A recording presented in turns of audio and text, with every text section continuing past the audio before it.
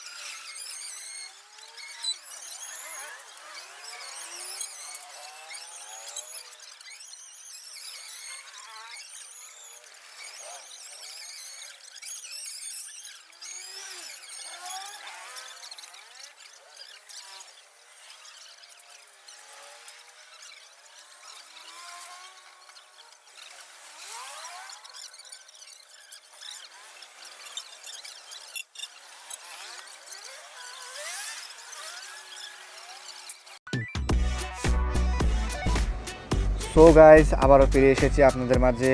Actually আমাদের যে প্রবলেমটা ছিল সেটা ফুয়েল সাপ্লাই থেকে হচ্ছিল, যার জন্য আমরা যখন এই এয়ার ফিল্টার এবং কি ফুয়েল পাম্প এফআই সিস্টেমটা ক্লিন করার পরে আমাদের এই প্রবলেমটা সলভ হয়ে গেছে। তো আপনারা যারা এই বাইক ইউজ করেন বা এফআই বাইক চালান, তাদের যদি এই ধরনের কোনো প্রবলেম হয়ে থাকে তাহলে আমাদের কাছে আসতে পারেন। ইনশাল্লাহ 100% স্যাটিসফাই হয়ে তারপরে এখান থেকে যাবেন। তো যারা ভিডিওটা দেখেছেন, যদি ভালো লেগে থাকে তাহলে অবশ্যই একটা লাইক দেবেন, আর কেমন ধরনের ভিডিও চান সেটা অবশ্যই কমেন্ট বক্সে কমেন্ট করে জানাবেন। আর ভিডিওটা শেয়ার করে সবার কাছে পৌঁছে দিন, যাতে করে অন্য যারা এই প্রবলেমগুলোতে ফেস করতেছে তারাও যেন দেখতে পারে।